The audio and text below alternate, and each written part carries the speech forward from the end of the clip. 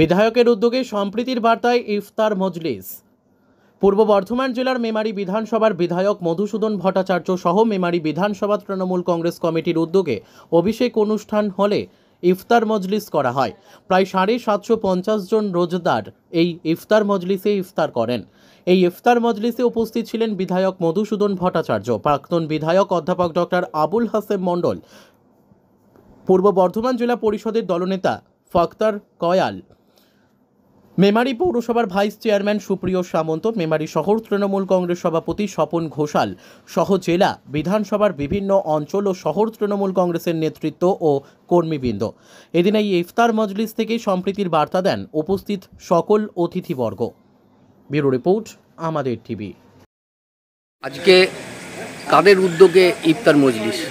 আজকে ইফতার মজলিসটা সংগঠিত হচ্ছে বিধায়ক এবং এখানকার সর্বস্তরের তৃণমূল কংগ্রেসের কর্মীদের নিয়ে এই যে ইফতার পার্টি, এখন তো টাইম অল্প, আর 6 দিনের মধ্যে বিভিন্ন জায়গায় অনুষ্ঠান হবে।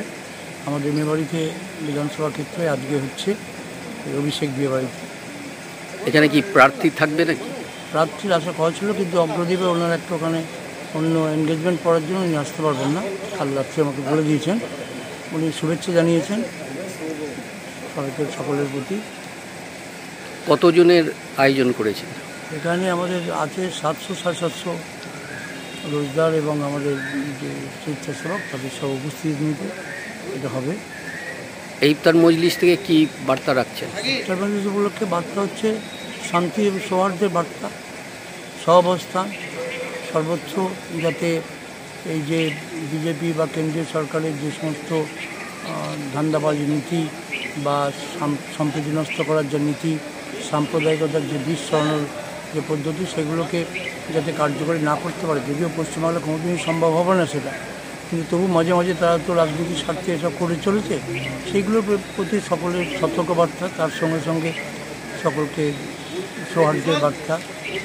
আমাদের মাননীয় মুখ্যমন্ত্রী মমতা ব্যানার্জি যেমন বলেন যে ধর্ম যার যার, উৎসব সবার, তাই এটাও সে ধরনের একটা উৎসব। 1 মাস ধরে পবিত্র যে রোজা রেখে সকলের যে মাইনরিটির মধ্যে যারা রয়েছেন তারা ধর্মপ্রাণ মানুষরা, তারা ঈশ্বর আল্লাহর তারা তাকে স্মরণ করে এই যে দোয়া চাইছেন, সেটা যেন সর্বক্ষেত্রে কার্যকরী হয়। সকলে যেন সুখে শান্তিতে বসবাস করতে পারে, প্রত্যেকে যেন নিজের নিজের ক্ষেত্রে স্ব কাজে সঠিকভাবে অবস্থান করতে পারে। এটাই। ধন্যবাদ।